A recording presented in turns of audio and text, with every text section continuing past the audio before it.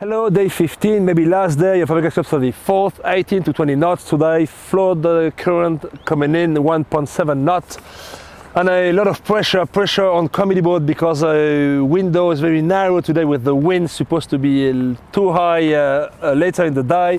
A lot of pressure on those guys fighting non-stop since 3 weeks. And even more pressure because race 19 is a sudden death race. ETNZ coming in 10 seconds before port entry, and ETNZ having a strategy to be ahead port guide on trying to survive against fast Oracle upwind leg, on Oracle strategy to be ahead as soon as possible for sure. 3K points today, pre-start, downwind leg, early upwind.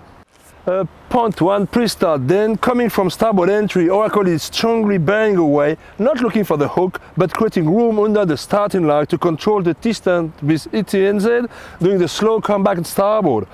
ETNZ is answering perfectly to end up leyline at the mark just before pre-start, perfect overlap protection from the Kiwis. It is all about speed up now. Will Oracle be able to break the overlap being faster on the foils? No, definitely not, they will not, because they are 20 meters behind the line, the starting line at the gun. They are faster, getting slowly meters after meters under pressure, up to 18 meters ahead, but this is not enough to break the overlap. After I did a loft, ETNZ is clearly showing the situation to the umpires. Rosa is 100% for the Kiwis, and boom! Oracle is losing the balance, slowing down 40 knots to 20. It's becoming dangerous at this stage. And look at it again from the shore, what a splash! Then Team New Zealand bearing away with a leeward hull hard in the water, on ahead 7 seconds at the mark. Both boats sailing over 40 knots downwind. Perfect job on this pre-start from Emirates Team New Zealand. Down in wake, Oracle is jamming, matching ETNZ on starboard. Full speed, both boats full speed up to 42 knots on the foils. It is a close and dangerous game. This is up to 40 miles per hour, which means 20 meters a second. We hope Team New Zealand not to slow down hard, losing the balance. Oracle is 20 meters behind, a lot of pressure on Kiwi shoulders. Perfect boat handling so far at the middle of the downwind leg from both teams, but pressure still full on the Kiwis. It is even harder looking back from ETNZ boat. Kiwis managed to stay ahead at the bottom gate, choosing the left mark under Alcatraz to be back starboard at the first cross upwind. Oracle successfully short jibe to split on round the right mark, only 3 seconds behind. Wow, what a perfect defense from Team New Zealand.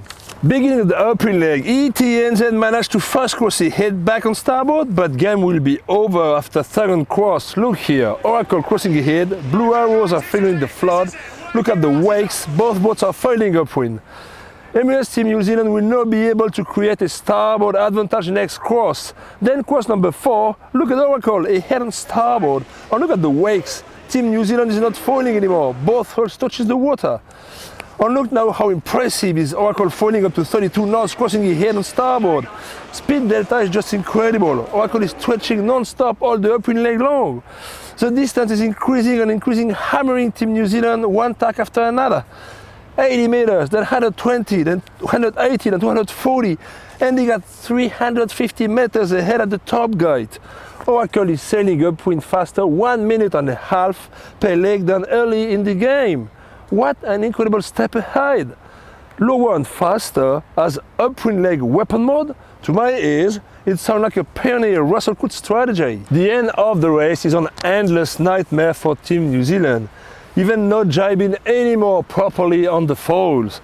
We can see here Oracle miles away with ETNZ is still rounding the top mark. And then Oracle rounding the last mark with no more pressure. Winning this intense winner-take-all race. America is not only having her name on the cup, she's having her stars and stripes on the water. Oh yes, euphoria on board Oracle after this anthology comeback. I have been lucky to experience 3 times this moment of intense victory. It is unforgettable. A very short conclusion just after the race. After an incredible comeback, Goliath managed to beat David. Nothing new on the earth here, eh? And look, 200 persons are missing on this stage, while champagne is already sparkling everywhere. Shore team is still working, taking care of the boat. Nothing has changed on the earth neither here.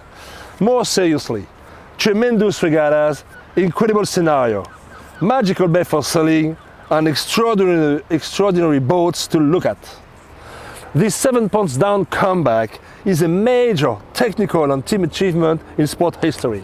Congratulations, Oracle Team USA. On the other hand, my heart is very sad not to have the cup back in New Zealand. The whole country fell down in the jumps. The cup with New Zealand is like rugby with the All Black. Always very special, always high level. Let's give Dean Barker the last words. And the gains that they've made is just phenomenal, and it's big credit to those guys. They've really done an amazing job to sort their boat out, and it's probably a good thing for us they didn't do it earlier.